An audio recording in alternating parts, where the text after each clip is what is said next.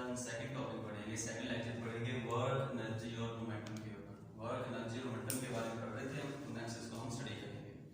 तो first of all इसमें topic पढ़ेंगे, वो टॉपिक है हमारा conservative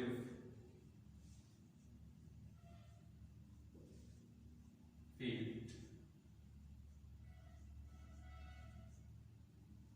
conservative field, what is conservative field? Conservative field क्या होती है? आपने प्रीवियस क्लासेस में पढ़ा है कि एक होती है नॉन कंजर्वेटिव फील्ड और एक होती है conservative field.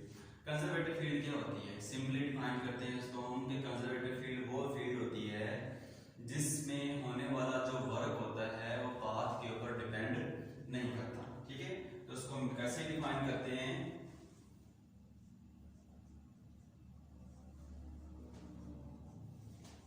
The field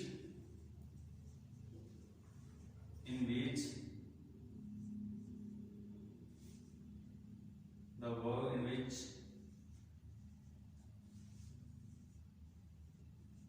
the work done in moving a particle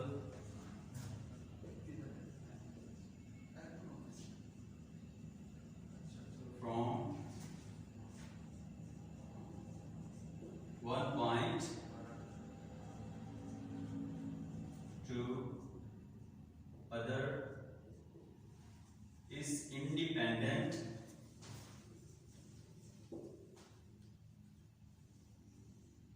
of the line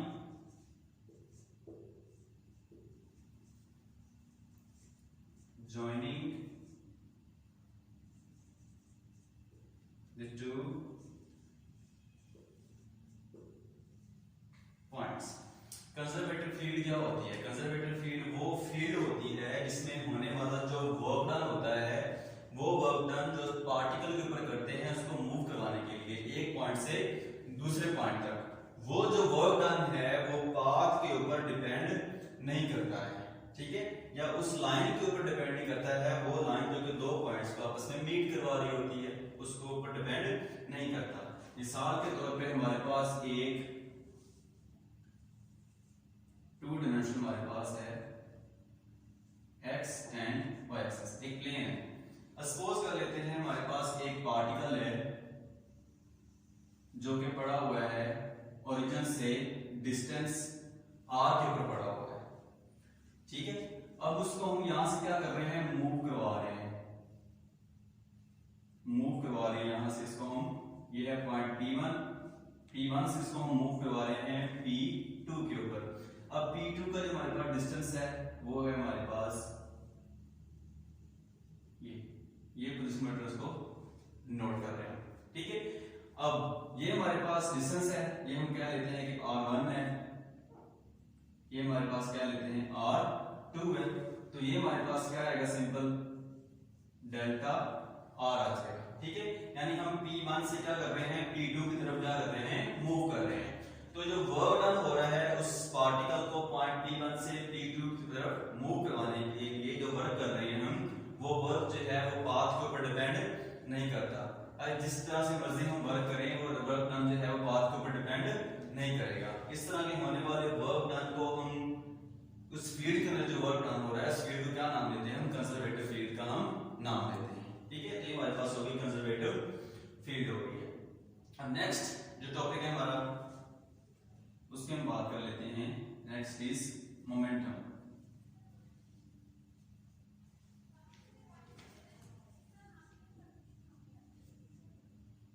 momentum क्या होता है?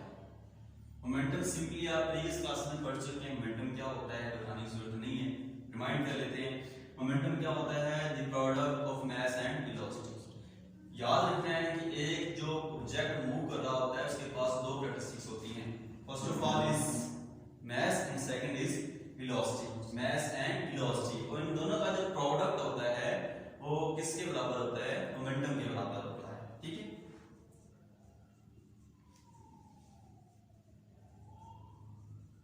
the product of mass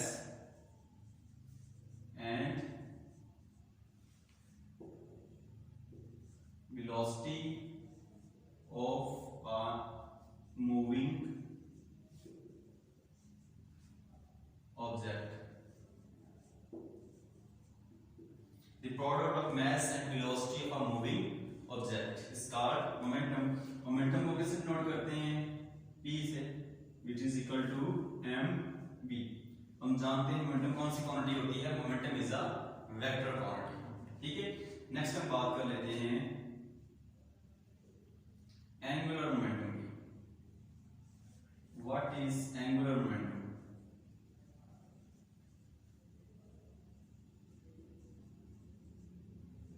ji, angular momentum क्या होता है? हम जानते हैं कि एंगुलर मोशन क्या होता है। एंगुलर मोमेंटम को बताने के लिए हमें क्या करना पड़ेगा, पहले रिमाइंड करना पड़ेगा कि एंगुलर मोमेंटम क्या होता है, एंगुलर मोशन क्या होता है। एंगुलर मोशन वो होता है अगर एक बॉडी और if an object is moving in a circular path, circular path के अंदर कोई जिस्म जब मूव करता है तो एंगल बनाते हुए मूव करेगी, उसका मोशन क्या होता है, एंगुलर मोशन होता है। जी, तो एंगुलर मोमेंटम हमारे पास क्या होता है,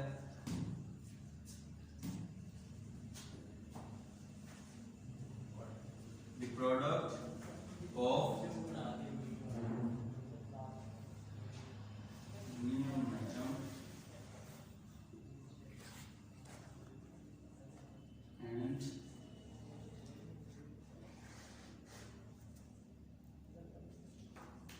position vector R।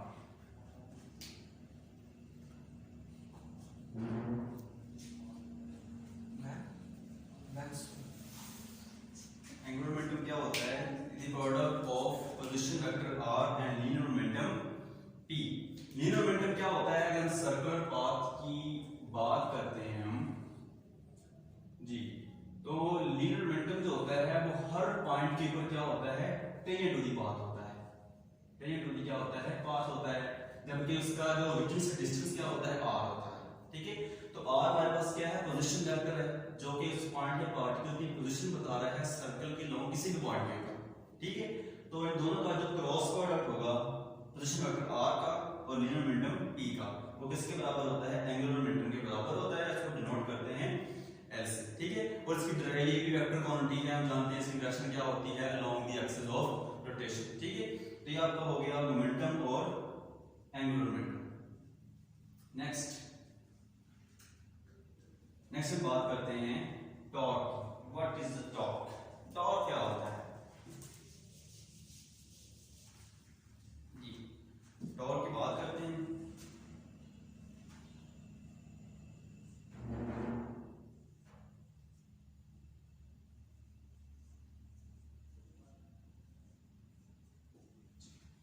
What is torque? Torque हम जानते हैं, टॉर्क क्या होता है, torque is the turning effect of force.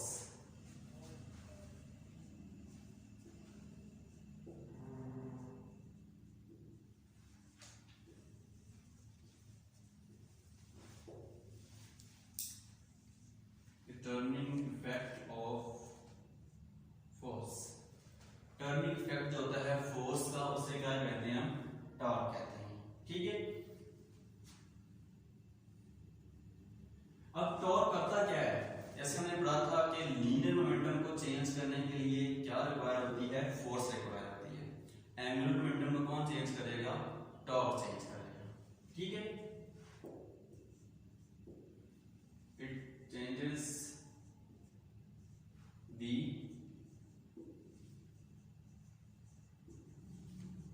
Angular momentum, ये करेगा एंगुलर मोमेंटम को क्या करेगा, चेंज करेगा। ठीक है, यानी टॉर्क इज इक्वल टू किसके होता है, r क्रॉस f। ठीक है, also torque is equal to किसके होता है, time rate of change of angular momentum.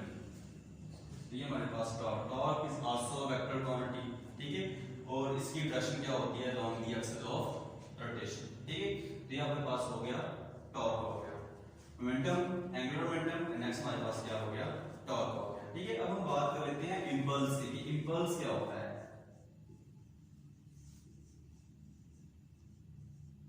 Ji, impulse क्या होता है, इंपल्स ये होता है कि जब बहुत ज्यादा फोर्स बहुत शॉर्ट टाइम ऑफ इंटरवल के लिए एक्ट करती है तो उसे क्या कहते हैं, हम इंपल्स कहते हैं। मिसाल के तौर पे हम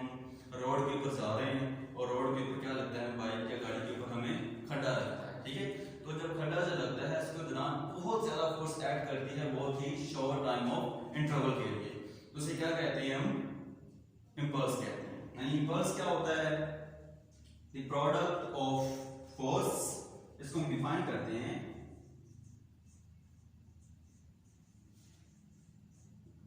the product of force and time is called impulse. ठीक है, इम्पल्स को डिनोट करते हैं आई से, विच इज इक्वल टू होता है एफ क्रॉस टी। ठीक है, अब इम्पल्स इसको हम देखें तो हमने पढ़ा था, रिलेशन पढ़ा था हमने पीछे कि फोर्स जो होती है, फोर्स क्या काम करती है? फोर्स मोमेंटम को चेंज करती है। ठीक है, क्या करती है? मोमेंटम को चेंज करती है। अगर हम रिमाइंड करें, time rate of change of momentum is called force. ठीक है, तो हम कह सकते हैं कि फोर्स और टाइम का प्रोडक्ट जो होता है बराबर किसके होता है? मोमेंटम के चेंज के बराबर होता है। यानी टाइम से मल्टीप्लाई हो रहा है जाके, तो फोर्स टाइम का प्रोडक्ट किसके बराबर होता है? मोमेंटम में चेंज के इक्वल होता है। यानी हम कह सकते हैं कि जो इंपल्स होता है बराबर किसके होता है? Change, time change of momentum के। यानी इंपल्स क्या करता है? मोमेंटम को क्या कर देता है? चेंज कर देता है। ठीक है, it is also vector quantity. यानी इंपल्स क्या करता है? मोमेंटम को चेंज कर देता है। ठीक है, तो ये आपकी होगी बेसिक डेफिनेशंस, जिनकी भी आप नेक्स्ट करेंगे, अपने प्रॉब्लम जरूर क्या करेंगे, इनको सॉल्व करेंगे। ठीक है जी, तो अब हम पढ़ेंगे लॉज ऑफ कंजर्वेशन। कंजर्वेशन क्या होती है? कंजर्वेशन होती है किसी भी फिजिकल क्वांटिटी का कांस्टेंट रहना, अनचेंज रहना। ठीक है, अगर कोई बॉडी अपनी स्टेट ऑफ मोशन को कर रही है, चेंज कर रही है, रेस्ट में कभी आ रही है, कभी मूव कर रही है, कभी अपनी वो डायरेक्शन को चेंज कर रही है, तो फिजिकल क्वांटिटी जो क्या रहे उस कंप्लीट मोशन के दौरान या उसके स्टेट में चेंज के आने की वजह से भी क्या रहे, वो कांस्टेंट रहे, अनचेंज रहे, उसे क्या कहते हैं? वो क्या लेंगे? वो कंजर्व है। तो आज पढ़ेंगे हम law of conservation of momentum. Law of conservation momentum क्या होता है in terms of classical mechanics. ठीक है, फर्स्ट ऑफ ऑल मोमेंटम हम जानते हैं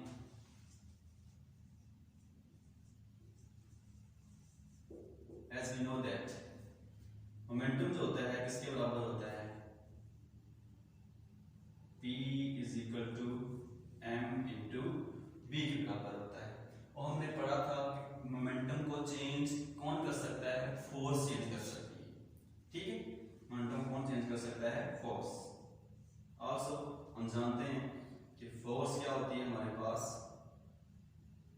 मोमेंटम में चेंज के इक्वल होती है,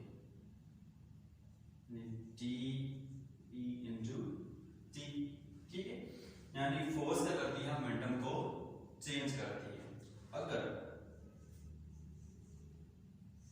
फोर्स क्या हो यहां पे हमारे पास जीरो हो जाए, फोर्स क्या हो जाए? जीरो हो जाए, देन फिर क्या होगा हमारे पास? मोमेंटम में चेंज क्या होगा? मोमेंटम में चेंज भी क्या होगा? जीरो होगा। ठीक है, मोमेंटम में चेंज जीरो होगा। अब टी ऑफ पी टाइम जाकर क्या हो जाएगा? जीरो हो जाएगा। तो हम क्या लेंगे? दोनों तरफ इसका इंटीग्रल लेंगे। इंटीग्रल डायरेक्शन क्या हो जाएगी? कैंसिल हो जाएगी। हमारे पास क्या बचेगा? Momentum P is equal to C।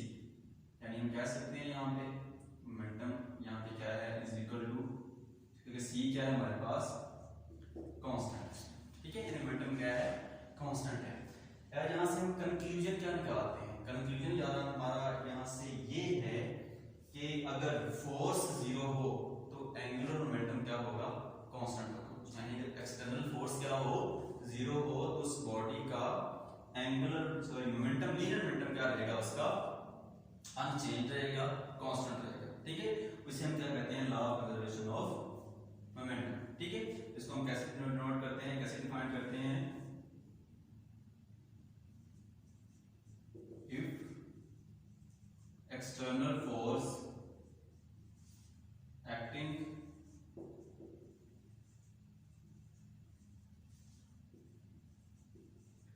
on a body is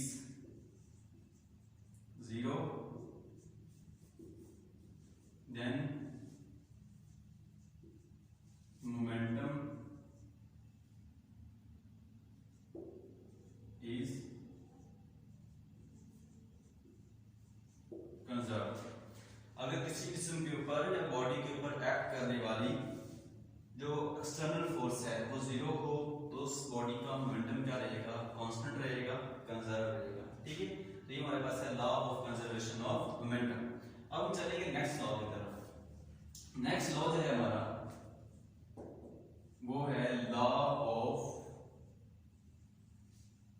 conservation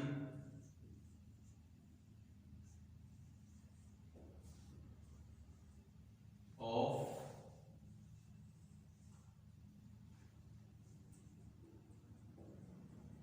linear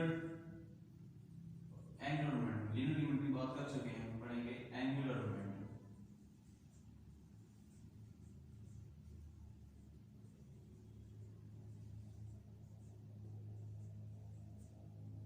angular momentum, law of conservation of angular momentum. ठीक है, अब हम जानते हैं कि एंगुलर मोमेंटम क्या होता है। ठीक है, लिखेंगे हम as we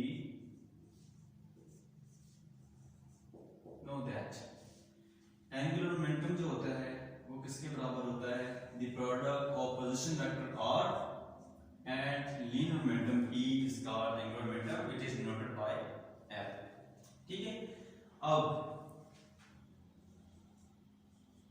जैसे कि हम जानते हैं फोर्स क्या करती है, लीनियर मोमेंटम को क्या करती है, चेंज करते हैं। ये बात हम पीछे पढ़ चुके हैं कि फोर्स करती है, लीनियर मोमेंटम को क्या करती है, चेंज करती है। अगर हम लीनियर मोमेंटम में क्या होता है फोर्स रिमाइंड करें, एंगुलर मोमेंट, एंगुलर मोशन में क्या होगा, टॉर्क। लीनियर मोशन में क्या होती है, फोर्स। लीनियर मोशन में क्या होती है, फोर्स। और एंगुलर मोशन में क्या होता है, टॉर्क। तो एंगुलर मोमेंटम को कौन चेंज करेगा, टॉर्क चेंज करेगा।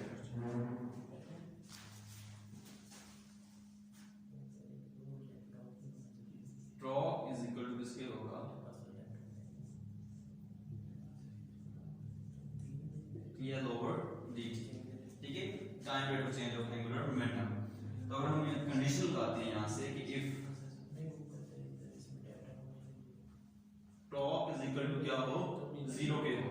अगर टॉर्क जीरो हो तो एंगुलर मोमेंटम में चेंज भी क्या आएगा, जीरो आएगा। अगर टॉर्क जीरो होगा तो मोमेंटम में चेंज भी, एंगुलर मोमेंटम में चेंज भी क्या होगा, जीरो होगा, बिकॉज टॉर्क क्या करता है, इसको चेंज करता है। अगर चेंज जीरो होगा फिर हमारे पास क्या आएगा, TL is equal to zero.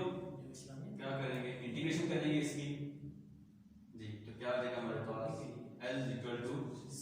C में क्या है हमारे पास, एक कांस्टेंट है, यानी हम कह सकते हैं कि L क्या है, यहाँ पे कांस्टेंट है, conserve.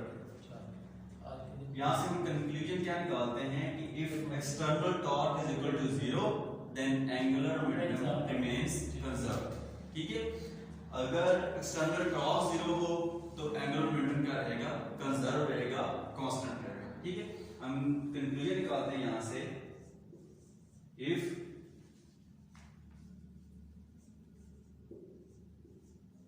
the external torque is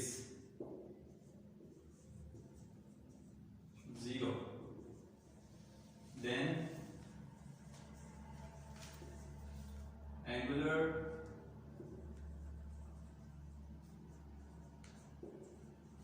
momentum remains conserve.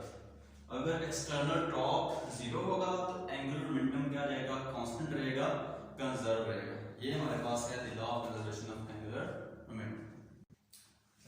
Next पढ़ेंगे law of conservation of energy. ठीक है, ये हमारा थर्ड लॉ है। पहले हम दो लॉस पढ़े, law of conservation of momentum, law of conservation of angular momentum and third is law of conservation of energy.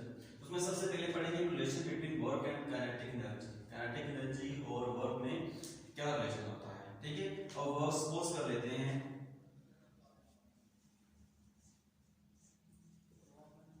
Suppose कर लेते हैं ये GW वर्क जो है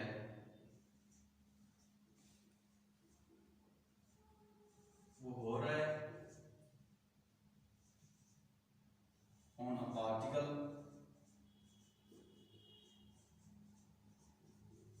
bye force F, then we have dw work जो है वो हो रहा है पार्टिकल के ऊपर, फोर्स कौन सी है, F है, तो हमारे पास रिलेशन क्या आएगा वर्क का, dw is equal to F dot d into R। ठीक है, हमें पता है कि work is the dot product of force and displacement. ठीक है, तो W is equal to F into D into R। ठीक है, जब D टू R हमारे पास क्या है, डिस्प्लेसमेंट है। ठीक है, ये हमारे पास वर्क आ गया। अब नेक्स्ट इसको मान लेते हैं ये हमारे पास है question number 1। Next bye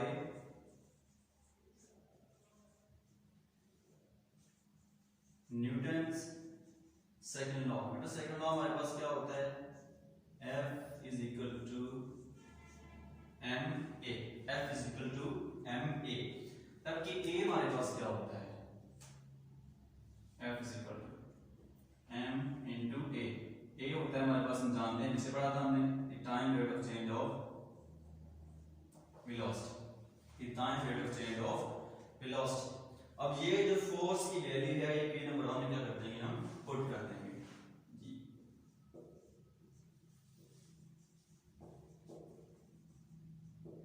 bye putting in equation number 1 put कर देंगे, सो क्या आ जाएगा, dw is equal to m into dv over dt into में क्या आ जाएगा हमारे पास d of r, ये वेलोसिटी वेक्टर है। नेक्स्ट assumption करेंगे हम dw is equal to m into d of v into dt। अब क्या करेंगे हम, d of r को d of t से मल्टीप्लाई करेंगे और डिवाइड भी करेंगे, d of t into d of t, जबकि r हमारे पास क्या है, डिस्प्लेसमेंट, तो time rate of change of displacement क्या कहलाता है, वेलोसिटी जी। तो क्या आ जाएगा, m into dv over dt dot हमारे पास क्या आ जाएगा, v into d of t। ठीक है, अब इंटू में आ जाएगा हमारे पास m into d over dt into में आ जाएगा हमारे पास v into v इंटू में क्या आ जाएगा, t का क्या आ जाएगा, स्क्वायर आ जाएगा। ठीक है, अब यहाँ से एक स्टेप में ड्रैग कर रहा हूँ जी, m आ जाएगा हमारे पास 1/2 इंटू d ओवर dt, इसको हमने सॉल्व कर लेना है। नेक्स्ट हमारे पास क्या आ जाएगा, v का स्क्वायर इंटू में आ जाएगा dt आ जाएगा जी। तो finally dw is equal to आ जाएगा हमारे पास d ओवर dt, नेक्स्ट आ जाएगा हमारे पास 1/2 mv का स्क्वायर इंटू में आ जाएगा हमारे पास dt, जबकि 1/2 mv स्क्वायर ये कौन सी एनर्जी है, काइनेटिक एनर्जी है। ठीक है, और काइनेटिक एनर्जी को हम क्लासिकल मैकेनिक्स की टर्म में हम डिनोट करते हैं कैपिटल T से। कैपिटल T से क्या कर रहे हैं, इसको हम डिनोट कर रहे हैं, वैल्यू पुट करेंगे, क्या आ जाएगा हमारे पास, dw इज इक्वल टू हमारे पास आ जाएगा d ओवर dt, जबकि t हमारे पास क्या आ जाएगी, काइनेटिक एनर्जी, इनटू में क्या आ जाएगा हमारे पास d इनटू t, dt से क्या बनेगा, dt कैंसिल आउट हो जाएगा, बाकी हमारे पास क्या बचेगा, dw is equal to d of capital T जी। अब क्या ले लेंगे, दोनों तरफ हम इंटीग्रेशन ले लेंगे, इंटीग्रेशन जी, फॉर्म जा रहे हैं हम पार्टिकल 1 से पॉइंट 1 से पॉइंट 2 की तरफ जा रहे हैं जी, वर्क कर रहे हैं पॉइंट 1 से पॉइंट 2 तक, 1 से 2 तक लिमिट पुट करेंगे, डेरिवेटिव इंटीग्रेशन क्या होगा, कैंसिल आउट हो जाएगी जी। वर्क इज इक्वल टू किसके आ जाएगा हमारे पास, T जी, लिमिट है हमारे पास फ्रॉम 1 to 2, लिमिट अब अप्लाई करेंगे। वर्क इज इक्वल टू किसके आ जाएगा हमारे पास T2 माइनस T1, ठीक है, यानी final kinetic energy minus initial kinetic energy, ठीक है। तो ये हमारे पास आ गया हमारा required relation which is the relation between work and kinetic energy, ठीक है, यानी वर्क बराबर है एनर्जी के, हम जानते हैं, ठीक है। वर्क बराबर किसके होता है, वर्क बराबर होता है एनर्जी की। तो एनर्जी क्या होती है, the ability of anybody to do work, ठीक है। तो नेक्स्ट हम रिलेशन पढ़ेंगे between work and potential energy to find out the conservation of energy. जी नेक्स्ट पोटेंशियल एनर्जी, सपोज कर लेते हैं कोई है हमारे पास फोर्स है, वर्क डन जो है हम जानते हैं किसके बराबर होता है F into D of R, ठीक है। ये हमारे पास वही है, हमने लिख दिया क्वेश्चन नंबर 1, ठीक है। Work done is equal to force multiply by displacement, ठीक है। जबकि R हमारे पास क्या होता है, पोजीशन वेक्टर, ठीक है। इसकी वैल्यू हमारे पास क्या होती है x into I, y into j and g into k, ठीक है, ये इसकी वैल्यू होती है। नेक्स्ट अब हमारे पास r का इंटू डी ऑफ r जो भी ले रहे हैं।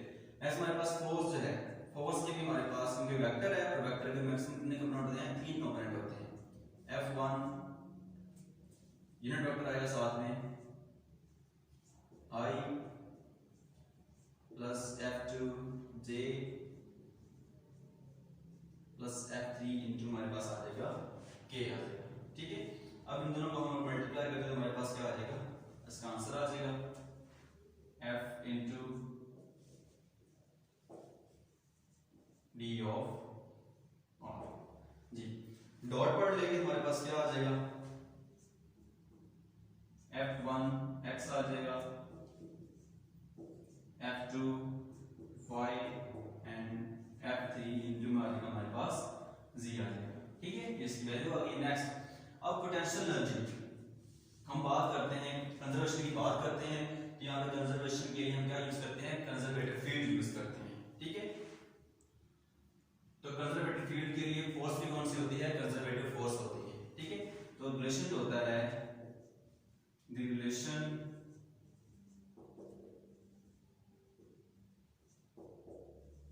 For conservative force is question होता है हमारे पास F is equal to minus into del operator, delta से कर लेते हैं, डेल ऑपरेटर हमारे पास है इंटू V, जबकि बट V हमारे पास क्या है यहाँ पे पोटेंशियल एनर्जी और सिंपल पोटेंशियल, ठीक है। जबकि यहाँ पे कैपिटल V हमारे पास क्या है, capital V is equal to potential energy और पोटेंशियल, ठीक है। ये सिंपल बिल्कुल ऐसे जैसे आपने सेकंड में पढ़ा होगा कि हमारे पास एक अगर चार्ज है, पॉजिटिव चार्ज है, तो अगर हम उसके करीब आते हैं तो फोर्स क्या होती है, स्ट्रांग होती है, लेकिन पोटेंशियल का डिफरेंस क्या होता है, डिक्रीज होता है, ठीक है। यानी फोर्स और पोटेंशियल क्या होता है, ऑपोजिट होते हैं, इसलिए साइन यहाँ पे क्या है, नेगेटिव आएगा। नेगेटिव साइन क्यों आया, कि फोर्स और पोटेंशियल क्या दूसरे के ऑपोजिट होते हैं। जो हम दूर जाते जाएंगे दो बॉडीज के दरमियान फोर्स क्या होती जाएगी, कम होती जाएगी, लेकिन पोटेंशियल बढ़ता जाएगा। यानी इससे पता चलता है कि फोर्स और पोटेंशियल क्या होते हैं, दूसरे के ऑपोजिट होते हैं। दैट इज यहां पे हमने कहा है नेगेटिव साइन लगाया है, ठीक है। जबकि डेल्टा हमारे पास क्या है, यहाँ पे डेल ऑपरेटर है, ठीक है। और डेल ऑपरेटर की वैल्यू क्या होती है, dear del operator is equal to किसके होता है, हम जानते हैं डेल्टा और delta X into I plus delta और delta Y into J plus delta और डेल्टा जी इंटू में आ जाएगा हमारे पास के आ जाएगा, ठीक है। अब ये जो वैल्यूज हैं हम क्या करेंगे, पुट आउट कर देंगे इन इक्वेशन नंबर 1 में। जी सो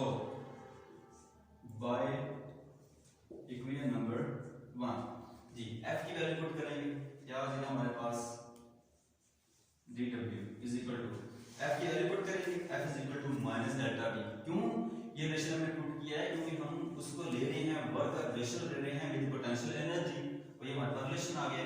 नेक्स्ट क्या आ जाएगा हमारे पास, minus into delta V into में आ जाएगा हमारे पास d ऑफ आ जाएगा r आ जाएगा, ठीक है।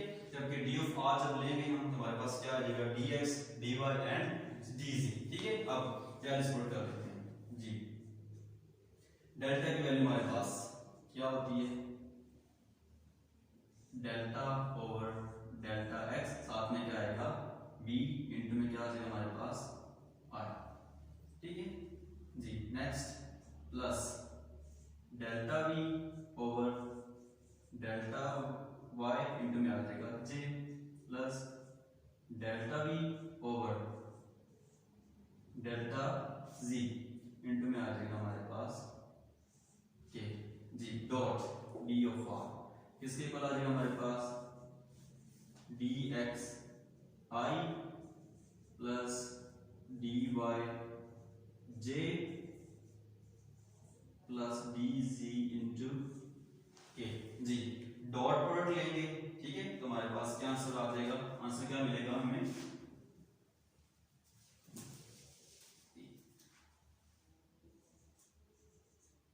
डॉट प्रोडक्ट के जो आंसर जो मिलेगा हमें वो सिंपल हम ले लेते हैं माइनस जी, इसे हम लिखेंगे डायरेक्ट लिख देते हैं हम d ऑफ b, ठीक है, डेरिवेटिव ऑफ b जब मल्टीप्लाई करेंगे तो सिंपल आंसर आ जाएगा हमारे पास, ठीक है। इसको डायरेक्ट लिख देता हूं मैं d ऑफ b। अब इसको हम क्या करते हैं, इंटीग्रेट करते हैं, इंटीग्रेट करेंगे initial condition to final from point 1 to from point 2, ठीक है। तो w इज इक्वल टू आ जाएगा हमारे पास minus v into limit put करेंगे 1 से 2 तक जी, so w is equal to आ जाएगा हमारे पास minus into v2 minus v1 के इक्वल आ जाएगा, ठीक है। अब माइनस में मल्टीप्लाई हो जाएगा, क्या आ जाएगा माइनस v2 प्लस का आ जाएगा हमारे पास v1 आ जाएगा, ठीक है। यहाँ से हम u भी ले सकते हैं, w is equal to v1 minus v2 आ गया, ठीक है। तो ये हमारे पास रिलेशन आ गया, हमारा required relation between work and potential energy, ठीक है जी। तो हमने देखना है कि एनर्जी कंजर्वेशन के लिए, ठीक है। तो अब फर्स्ट हमारे पास इक्वेशन आई थी, रिलेशन आया था वर्क का और काइनेटिक एनर्जी का, T2 माइनस T1, ठीक है, ये हमारे पास इक्वेशन है from equation W is equal to T2 minus T1 मतलब final kinetic energy minus initial kinetic energy. एक इक्वेशन हमारे पास ये है और एक इक्वेशन हमारे पास ये है, ठीक है। इसको हम क्या लेते हैं, ये हमारे पास है इक्वेशन नंबर 2, ये हमारे पास है 3, ठीक है। सो बाय इक्वेशंस 3 एंड 2 जी, इन दोनों इक्वेशन से हम क्या कर लेते हैं, दोनों को हम इसमें कंपेयर करवाएंगे जी। तो क्या आ जाएगा हमारे पास T2 minus T1 is equal to V1 minus V2, जो इधर माइनस है उधर जाके प्लस हो जाएंगे, जो उधर माइनस है क्या हो जाएंगे, प्लस हो जाएंगे। सो क्या बचेगा हमारे पास T1 plus V1 is equal to T2 plus V2। It means initial energy बराबर किसके है, काइनेटिक एनर्जी, ठीक है। क्योंकि हम जानते हैं टोटल एनर्जी किसके बराबर होती है, sum of kinetic energy and sum of potential energy.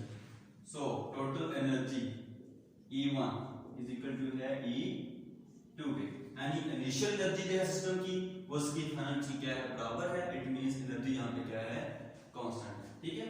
सो यहां पे एनर्जी बराबर किसके है हमारे पास, कांस्टेंट, ठीक है। एंड दैट इज हमारा आ गया law of conservation of energy. Next हम पढ़ेंगे सिंपल डेफिनेशन है छोटी छोटी, non conservative forces, static equilibrium और स्टेबिलिटी ऑफ इक्विलिब्रियम, ठीक है। नॉन पहले में पढ़ा था कंजर्वेटिव फोर्सेस के बारे में। कंजर्वेटिव फोर्सेस वो होती हैं जिनके जरिए होने वाला जो वर्क डन होता है वो पाथ के ऊपर डिपेंड नहीं करता, लेकिन नॉन कंजर्वेटिव फोर्सेस क्या होती हैं, ऑपोजिट, यानी वो forces by which work done, जिनके जरिए होने वाला जो वर्क डन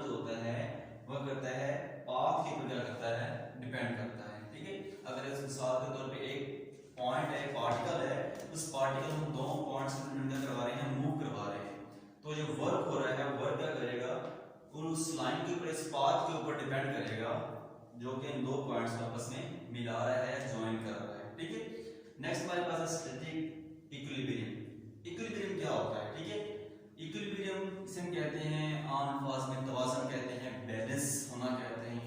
इक्विलिब्रियम क्या होता है? इक्विलिब्रियम ये होता है कि अगर एक इफ अ पार्टिकल और अ बॉडी इज रेस्ट और मूविंग विद यूनिफॉर्म वेलोसिटी, एक बॉडी है हमारे पास और वो रेस्ट में है, मूव कर रही है यूनिफॉर्म वेलोसिटी के साथ, तो हम कहेंगे वो किसमें है? इक्विलिब्रियम में है। अब स्टैटिक इक्विलिब्रियम क्या होता है? अगर वो बॉडी जो है वो रेस्ट में है तो उसे क्या कहेंगे? हम स्टैटिक इक्विलिब्रियम कहेंगे। ठीक है, इक्विलिब्रियम स्टैटिक होगा जब वो बॉडी क्या होगी? रेस्ट में होगी। और रेस्ट में होने के लिए कंडीशन क्या है? इसके ऊपर एक्ट करने वाली फोर्स का सम क्या होगा? जीरो होगा। ठीक है, नेक्स्ट है स्टेबिलिटी ऑफ इक्विलिब्रियम। इक्विलिब्रियम की स्टेबिलिटी क्या होती है? ठीक है, कहते हैं कि हमारे पास एक body is displace from point B से बॉडी जो है उसको हम डिस्प्लेस कर रहे हैं और वो रिटर्न बैक कर रही है, वापस उसी पॉइंट बी के ऊपर आ रही है, तो फिर उस पॉइंट को क्या कहेंगे? हम उस पॉइंट को नाम देंगे हम स्टेबिलिटी पॉइंट का। ठीक है, जबकि इस इक्विलिब्रियम क्या कहेंगे? हम स्टेबल इक्विलिब्रियम कहेंगे। ठीक है, तो ये आपके पास होगी stability of equilibrium. That's all. आज का इख्तिताम जो है हम एक गजल से करेंगे। तो गजल जो है ये है कि सुनो साहिब उस समझ जा रहे हो तो बस उसे इतना कहना, अब कोई नहीं है हरफे तमन्ना उसे कहना। उस समझ जा रहे हो तो बस उसे इतना कहना, अब कोई नहीं है हरफे तमन्ना उसे कहना। ये दुनिया तो किसी हाल में जीने नहीं देती, ये दुनिया तो किसी हाल में जीने नहीं देती, चाहत नहीं होती कभी रुस्वा उसे कहना। उसने ही कहा था तो यकीन मैंने किया था, उसने ही कहा था तो यकीन मैंने किया था, उम्मीद पे है कायम दुनिया उसे कहना। और ज़रख़ेज़ ज़मीनें कभी बंजर नहीं होती, ज़रख़ेज़ ज़मीनें कभी बंजर नहीं होती, दरिया ही बदल लेते हैं रास्ता उसे कहना। आखिर में है कि कुछ लोग सफ़र के लिए मौजूद नहीं होते, कुछ लोग सफ़र के लिए मौजूद नहीं होते, पर कुछ रास्ते भी नहीं कटते तन्हा उसे कहें। बहुत शुक्रिया।